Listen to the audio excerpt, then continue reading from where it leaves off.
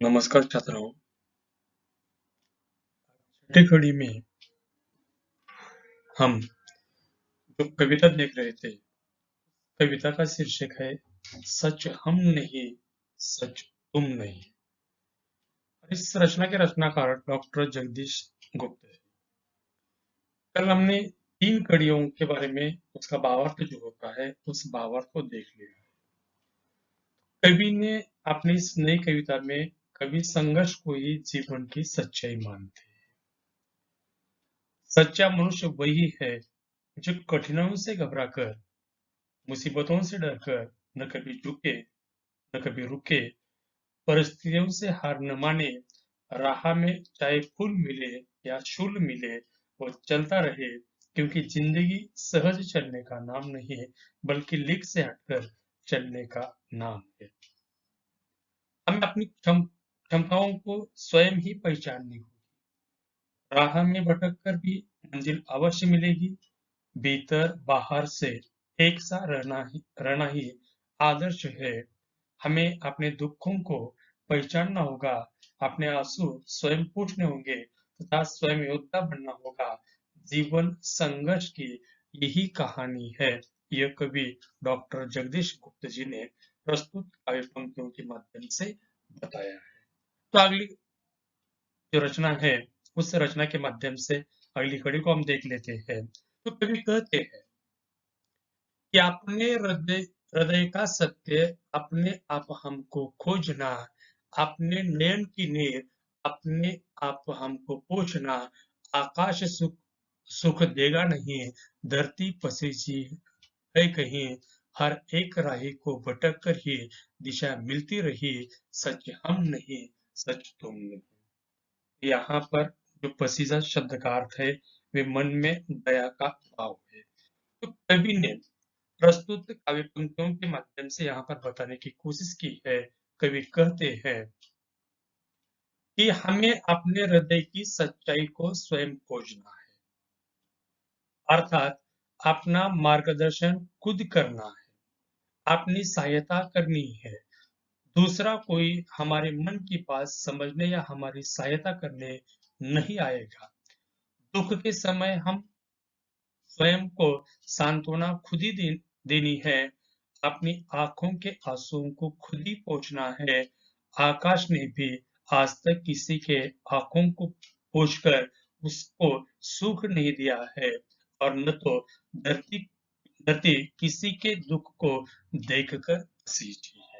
कवि मानते हैं कि इस दुनिया में कोई भी किसी का शुभ शुभ चिंतक या सहायक नहीं होता है।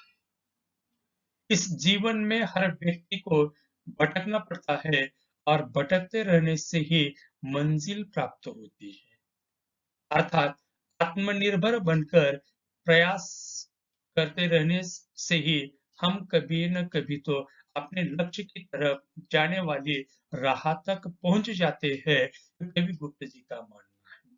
तो अपनी मंजिल जो होती है, उस मंजिल तक पहुंचने पर अलौकिक आनंद की प्राप्ति होती है। सहज और आसानी से मिलने वाली चीजों में मजा नहीं आता, और तथा अंदरूनी खुशी नहीं मिलती। इसीलिए कवि ने संघर्ष करते रहना और संघर्ष करते करते अपने हृदय के सत्य को पहचानना, और उसी प्रकार की सीख जो है, कवि ने प्रस्तुत काव्य पंक्तियों के माध्यम से हमें दी हुई है। आगे चलकर कवि कहते हैं, बेकार है मुस्कान से ढकना हृदय की खिन्नता, बेकार है मुस्कान से ढकना हृदय की खिन्नता, आदर्श हो सकती नहीं तन और मन की भिन्नता। जब तक बंधी है चेतना, तब तक प्रणय दुख से घना, तब तक न मांगूंगा कभी इस राह को भी है सही। सच हम नहीं, सच तुम नहीं। प्रस्तुत काव्य पंक्तियों के माध्यम से कवि गुप्त जी हमें यहाँ पर बता देना चाहते हैं। कवि कहते हैं कि बनावटी या कृत्रिम मुस्काने से मन के दुख व्यथा को छिपाना बेकार है। तो कवि ने अपनी काव्य पंक्तियों के माध्यम से बता दिया है, बेकार है मुस्कान से ढकना हृदय की खिन्नता। जो बनावटी या कृत्रिम मुस्कान होती है, और उस मुस्कान के माध्यम से लोगों के सामने हम हँस देते हैं और अपना दुःख छिपाने की कोशिश कर देते हैं और उसकी व्यथा को छिपाना कवि ने उसे बेकार माना है। हमें सच्चाई की सहजता को स्वीकार कर लेना चाहिए।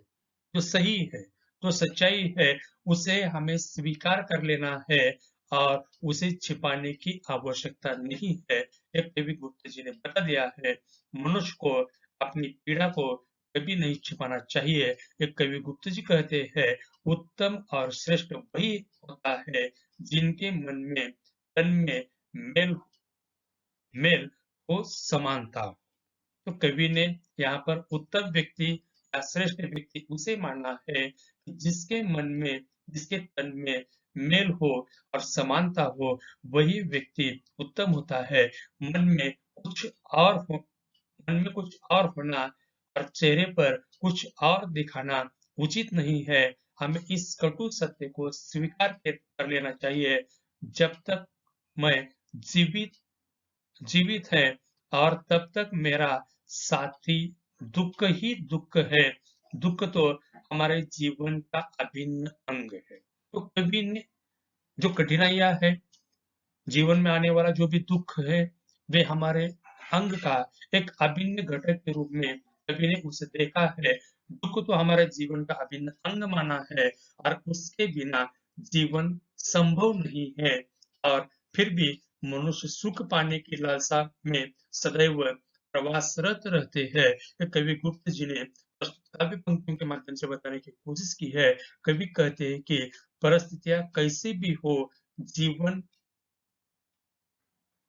जीवन घोर दुखों से क्यों न भरा हो, हमें तब तक चलते रहना चाहिए जब तक अपने लक्ष्य की प्राप्ति नहीं होती।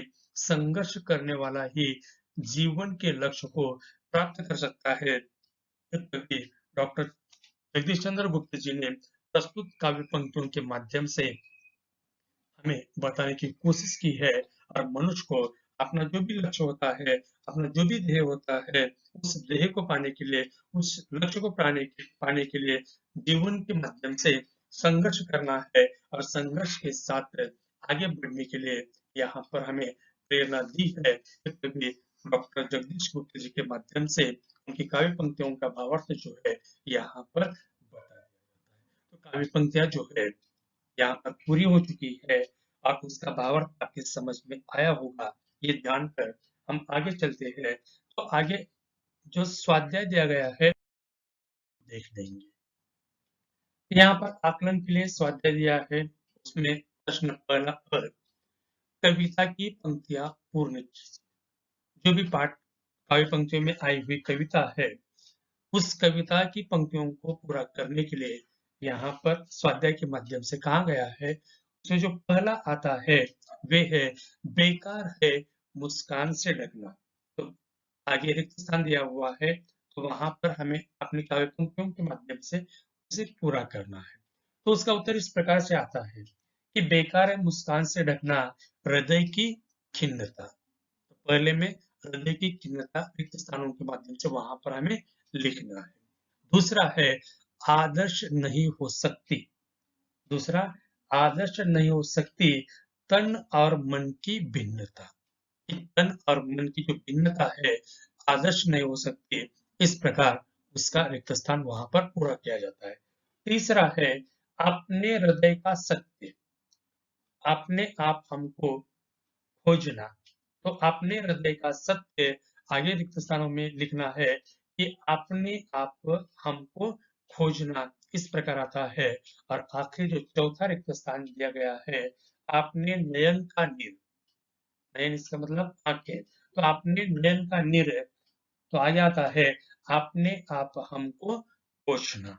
तो आंखों में आने वाले जो आंसू है, उस आंसुओं को पोंछने के लिए कवि ने स्वयं को कहा है। तो इस प्रकार प्रश्न पहला कविता की पंक्ति पूर्ण कीजिए।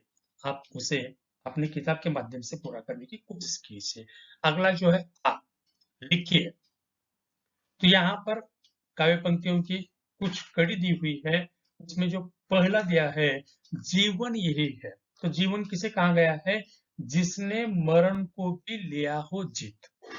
जीवन उसे कहा जाता है कि जिसने मरण को भी लिया है जीत। रिक्त स्थानों में आप वहां पर लिख सकते हैं। दूसरा है मिलना वही है।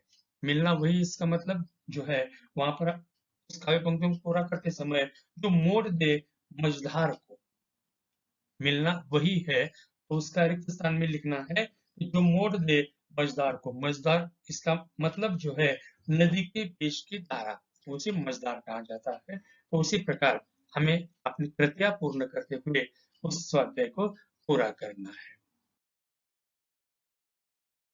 शब्द संपदा के माध्यम से आगे दिया हुआ है दूसरा प्रश्न, प्रत्येक शब्द के दो पर्यायवाची शब्द लिखिए। प्रत्येक शब्द के दो पर्यायवाची शब्द लिखने के लिए यहाँ पर कहाँ है, उसमें अ दिया है। अ में जो शब्द दिया है पंथ, और पहले संज्ञा के माध्यम से हमें वहां पर लिखना है पथ, राह या मार्ग। पथ, राह या मार्ग। उसके अगले संज्ञान में आता है रास्ता, या उसे ही मग कहा जाता है। दो पर्यायवाची शब्द वहां पर लिखना है, रास्ता और मग। दूसरा है कांटा। हा में कांटा। कांटा इसका मतलब है शूल, या उसे ही कंटक कहा जाता है। शूल या कंटक। ई में फूल। फूल उसे कहा जाता है जिसे हम कुसुम कहते हैं, सुमन कहते हैं, पुष्प कहते हैं और तनुजा कहते हैं, उसे फूल कहा जाता है। अगला है नीर। नीर इसका मतलब है अश्रु, या उसे ही पानी कहा जाता है, या उसे जल कहा जाता है, उसे नीर के माध्यम से पहचाना जाता है, या उसे पात्र भी कहा जाता है। आगे है नयन। नयन इसका मतलब है नेत्र, या उसे चक्षु कहा जाता है। और आगे उसे आंखें भी कहा जाता है और लोचन भी कहा जाता है। प्रत्येक शब्द के दो पर्यायवाची शब्द हमें उत्तर पत्र के माध्यम से लिखना है। तो अभिव्यक्ति के रूप में यहाँ पर जो तीसरा प्रश्न दिया है उसमें अ दिया है, जीवन निरंतर चलते रहने का नाम है, इस विचार की सार्थकता स्पष्ट कीजिए। तो अपना जो जीवन है, जीवन निरंतर चलते रहने का नाम है, इस बारे में आपका स्वमत जो है और इस विचार की जो सार्थकता होती है, उस सार्थकता को आपको लिखना है, उसे पूरा कर देना है। उसमें आ आता है, संघर्ष करने वाला ही जीवन का लक्ष्य प्राप्त करता है, इस विषय पर अपने विचार प्रकट कीजिए। संघर्ष करने वाला होता है वही अपने जीवन का लक्ष्य प्राप्त करता है, इसके बारे में स्वयं के विचार जो है वहां पर लिखने हैं। आगे चलकर रस रस स्वादन के लिए प्रश्न दिया हुआ है, जो कि चौथे प्रश्न के माध्यम से आता है।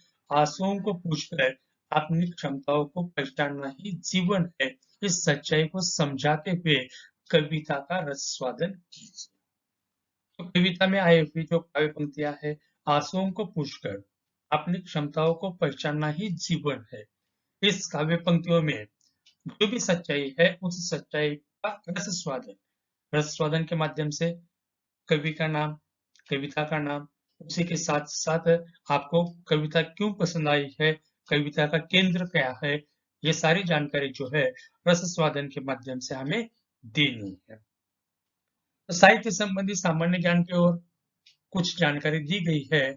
उसमें प्रश्न 5वां, जानकारी दीजिए, इस प्रकार से सवाल पूछा गया है। उसमें नई कविता के अन्य कवियों के नाम लिखिए। जिस प्रकार डॉक्टर जगदीश गुप्ता जी ने नई कविता लिखी हुई है, उसी प्रकार अन्य कवियों के नाम उस संज्ञान में हमें लिखना है। उसमें पहला आता है रामस्वरूप चतुर्वेदी जी, विजय देव शानदार। यह नई कविता के अन्य कवियों के नाम के माध्यम से आप लिख सकते हैं। आ में कवि डॉक्टर जगदीश गुप्त की प्रमुख साहित्यिक कृतियों के नाम, जो कि हमने कवि के परिचय के माध्यम से प्रमुख कृतियों के साहित्य के नाम दिए हुए है, उसे देखना है, वहां पर लिख देना है। उसमें नाव के पांव, शब्ददंश, हिमवृद्धि, गोपा गौतम और खंड काव्य के माध्यम से चाम्बुक और पत्रिका के माध्यम से नई कविता, आलोचना, भारतीय कला के पदचिन्ह चिन्ह ने नई कविता स्वरूप और समस्याएं यशोदास के माध्यम से हमें वहां पर लिखना है। तो अगला जो प्रश्न है वे प्रश्न क्रमांक 6 उसमें निम्नलिखित वाक्यों में अधोरेखित शब्दों का लिंग परिवर्तन कर वाक्य फिर से लिखिए। कुछ वाक्य दिए हुए हैं, उस वाक्य के नीचे जो शब्द आए हैं उस शब्द को अधोरेखित किया गया है, उसका हमें लिंग परिवर्तन करना है और उस शब्द को उस वाक्य को हमें दोबारा लिखना है। जैसे पहला दिया है, बहुत चेष्टा करने पर भी हिरण न आया। अब ये हिरण जो है पुल्लिंगी है, उसका स्त्रीलिंगी में हमें परिवर्तन करना है। हम इस प्रकार लिख सकते हैं कि बहुत चेष्टा करने पर भी हिरनी न आई।